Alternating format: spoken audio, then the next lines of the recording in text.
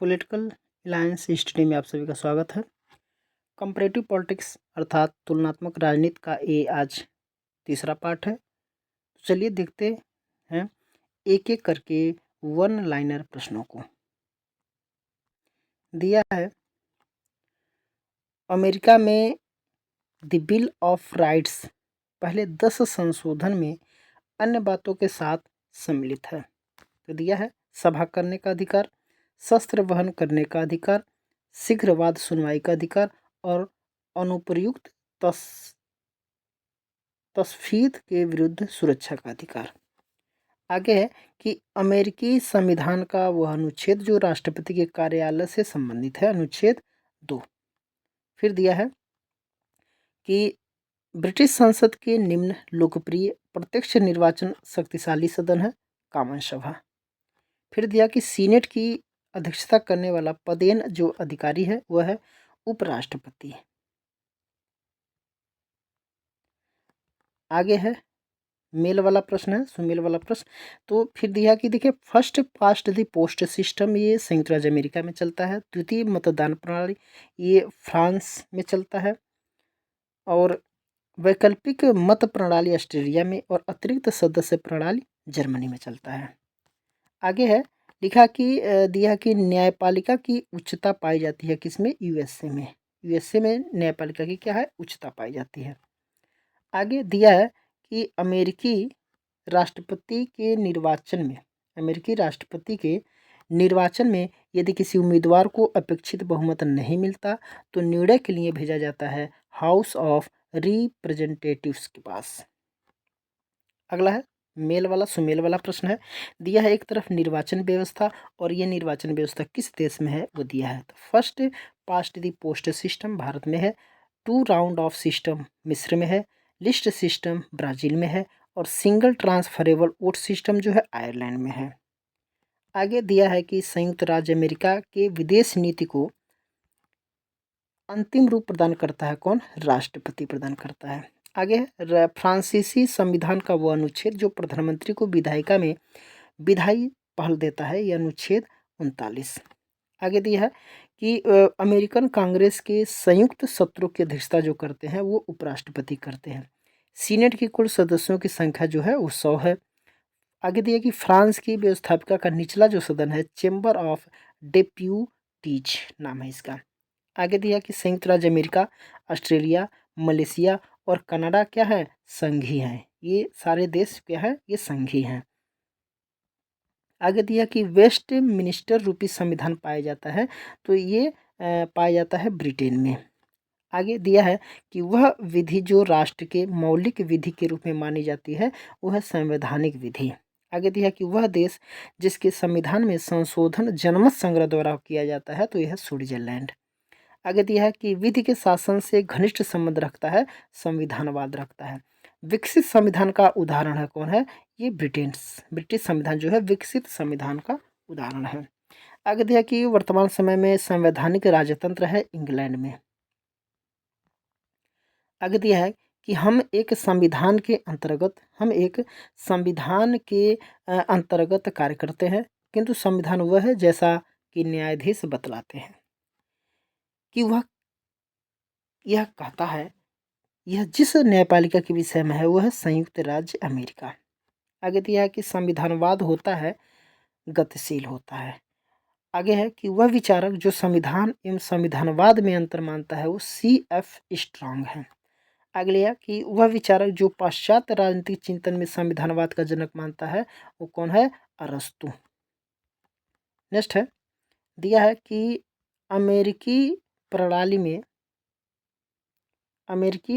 में निहित शक्तियों का अर्थ है कि संघीय सरकार को वे शक्तियां भी मिल सकती है जो संविधान में स्पष्ट उल्लिखित नहीं है।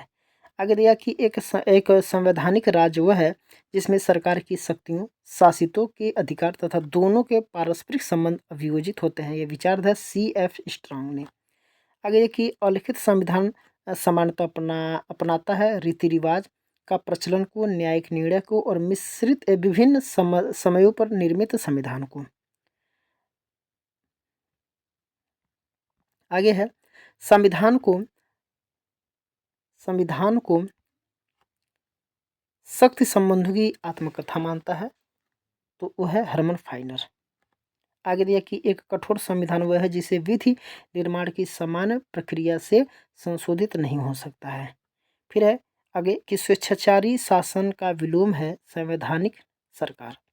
आगे दिया कि संवैधानिक सरकार के अस्तित्व हेतु आवश्यक पूर्व आवश्यकता है ये सीमित सरकार। आगे दिया कि एक संवैधानिक शासन की विशेषता है, एक संवैधानिक शासन की जो है वो विशेषता है मौलिक अधिकार, सीमित सरकार और विधि का शासन। आगे दिया है कि सांविधिक शासन की संकल्पना, सांविधिक शासन की संकल्पना की उत्पत्ति खोजी जा सकती है प्राचीन यूनानी काल में। आगे दिया है कि एक खाली स्थान है, इस खाली स्थान पे क्या रहेगा, C.F. स्ट्रांग ने ये संविधान का अर्थ बताया है कि सरकार के निरंकुश कार्यों को सीमित करना, ये संविधान का क्या है कार्य बताया है। आगे है कि वह देश जिसका संविधान नमनीय और विकसित है वो है ब्रिटेन। आगे दिया कि लचीले संविधान का सर्वश्रेष्ठ उदाहरण है ब्रिटेन में। आगे है कि संवैधानिक शासन की मुख्य विशेषता है, संवैधानिक शासन की जो मुख्य विशेषता है वो निर्मित संविधान, विधि का शासन और विचार और अभिव्यक्ति की स्वतंत्रता, ये संवैधानिक शासन की मुख्य विशेषता माना जाता है। आगे है कि संविधान के बिना राज्य न होकर के अराजकता का शासन होता है, यह कहा है जेलिनेक ने कहा है। आगे वह संविधान जो शक्तियों के वितरण में अवशिष्ट शक्तियां केंद्र को प्रदान करता है वो है कनाडा का संविधान। आगे है कि वह देश जिसके बारे में यह कहा जाता है कि वहाँ कोई संविधान नहीं है तो वह ब्रिटेन में कहा जाता है कि वहाँ पर कोई संविधान नहीं है। आगे है कि एक अच्छे संविधान के आवश्यक तत्व हैं तो है सुनिश्चितता, संक्षिप्तता, परंपराएं और नमनीय एवं कठोर का मिश्रण। आगे दिया कि दुष्परिवर्तनशील संविधान वह है जो सामान्य विधि निर्माण प्रक्रिया से संशोधित नहीं होते हैं, वो दुष्परिवर्तनशील संविधान कहे जाते हैं अर्थात कठोर। आगे है कि संवैधानिकवाद की पश्चिमी अवधारणा की मुख्य विशेषता है विधि का शासन, प्रतिनिधि संस्थाएं और सशक्त लोकमत। आगे है कि वह देश जिसके प्रत्येक राज्य का अपना अलग संविधान है वो संयुक्त राज्य अमेरिका का संविधान है, जिसमें जितने 50 राज्य हैं उस सभी राज्यों को अपना अपना अलग अलग संविधान भी है, वहाँ के प्रतीक चिन्ह भी है, झंडे भी हैं। आगे है कि अमेरिकी संवैधानिक व्यवस्था का हिस्सा नहीं है, सामूहिक उत्तरदायित्व अमेरिकी संविधान में नहीं पाया जाता है। आगे है हम संविधान के अधीन हैं, पर संविधान वह है जो न्यायाधीशों द्वारा मान्य हो। यह जो है ये भारत और अमेरिका देश पर लागू हो सकता है। आगे है कि संवैधानिक उपागम से संबंधित है जेम्स ब्राइस। आगे है कि लिखित और अलिखित संविधानों के बीच केवल मात्रा का भेद है, प्रकार का नहीं। यह जो कथन है वो गार्नर का कथन है। आगे है संवैधानिक शासन का अर्थ है, संवैधानिक शासन का अर्थ है संविधान की व्यवस्था के अनुरूप शासन, विधि के नियम पर आधारित शासन और लोकतंत्रात्मक सरकार। आगे दिया है कि संविधान उन नियमों को कहते हैं जो सर्वोच्च सरकार की रूपरेखा निर्धारित करते हैं। यह जो स्वीकार करता है वह C.F. स्ट्रांग ने। आगे है कि एक नमनीय और अलिखित संविधान पाया जाता है ग्रेट ब्रिटेन में। वह देश जहाँ संविधान अलिखित है वह है इंग्लैंड। इंग्लैंड का मतलब ब्रिटेन। आगे है कि ग्रेट ब्रिटेन के अलिखित संविधान के विकास के मुख्य कारण है परंपराओं को कानून समान पवित्र मान लेने की ब्रिटिश मान्यता, और परंतु न्यायालय में वादयोग नहीं है।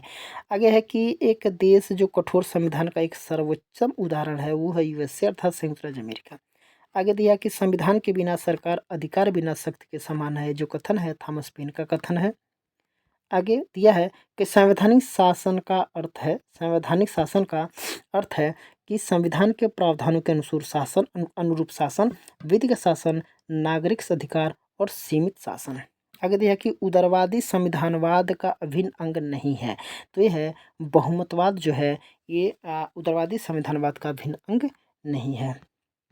आगे दिया कि संसदीय शासन प्रणाली के व्यवहारिक पहलू को मात्र परिभाषित करने के लिए प्रधानमंत्री शासन शब्दावली को गढ़ा या प्रधानमंत्री को निर्वाचित तानाशाह की संज्ञा दी है, ये रैमजे मोर ने दी है। आगे है सूची 1 और सूची 2 से मिलान करना है।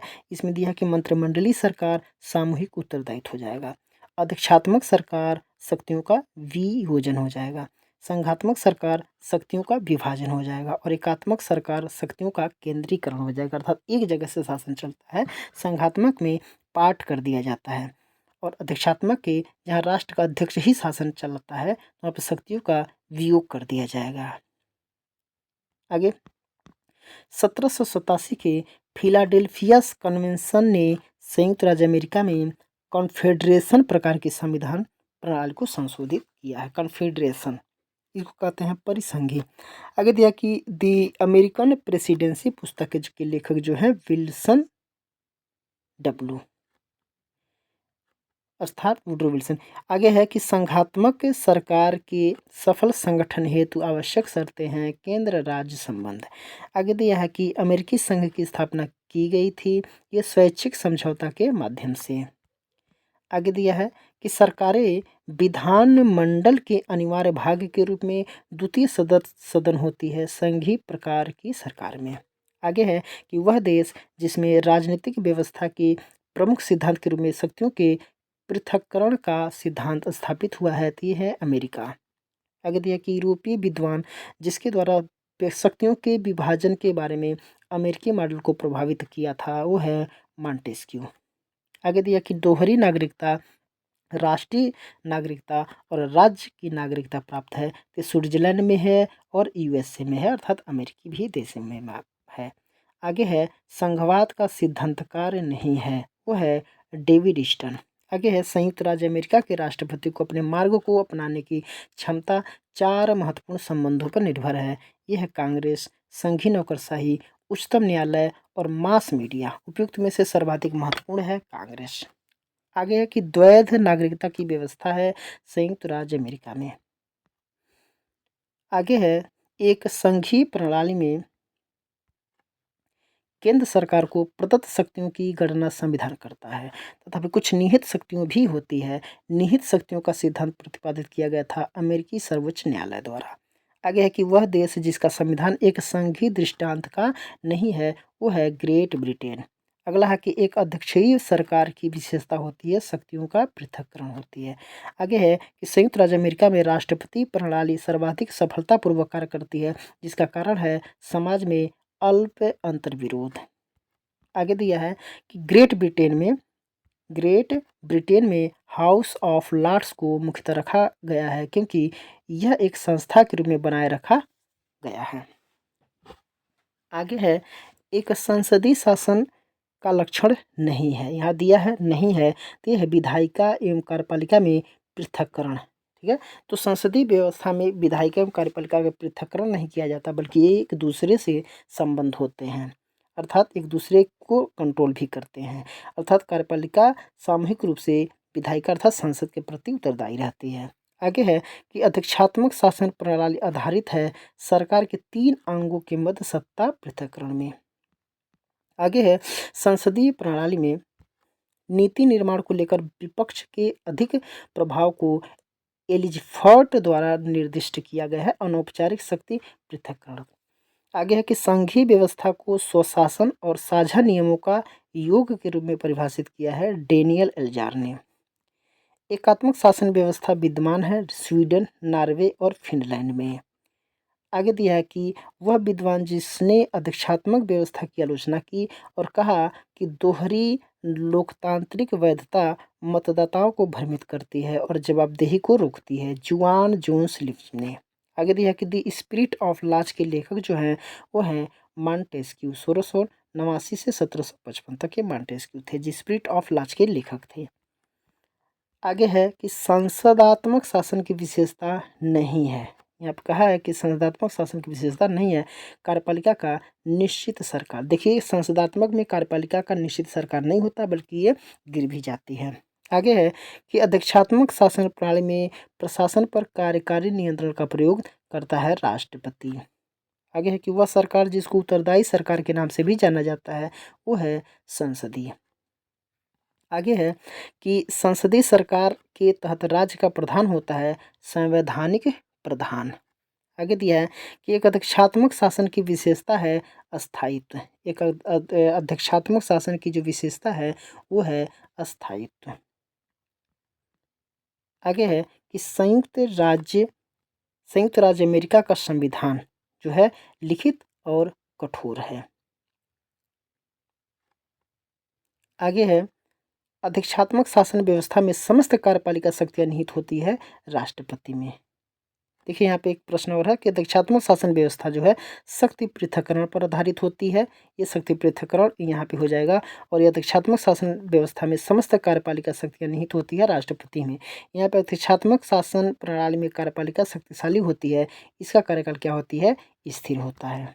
आगे है कि अध्यक्षात्मक शासन प्रणाली का मुख्य दोष है, मुख्य दोष क्या है, विधायिका और कार्यपालिका के मध्य क्या है, समन्वय का अभाव पाया जाता है। अध्यक्षात्मक शासन में इसका और इसका यानी कि विधायिका और कार्यपालिका के मध्य समन्वय का अभाव पाया जाता है, बल्कि दोनों को दोनों अलग अलग कार्य करती हैं, एक दूसरे पर निर्भर भी नहीं रहती हैं, संबंध भी नहीं होता है। यहाँ पे है कि अध्यक्षात्मक शासन प्रणाली की मुख्य विशेषता है, कार्यपालिका का अध्यक्ष राष्ट्रपति होता है। राष्ट्रपति अपने मंत्रिपरिषद की नियुक्ति स्वयं करता है, ये संसद से नहीं लिए जाते हैं। राष्ट्रपति व्यवस्थापिका का विघटन नहीं कर सकता है। आगे है, अध्यक्षात्मक शासन प्रणाली का प्रमुख गुण यह है कि यह कार्य की स्थिरता सुनिश्चित करती है अध्यक्षात्मक में।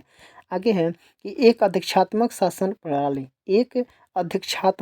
प्रणाली विशेषता नहीं है सामूहिक उत्तरदायित्व।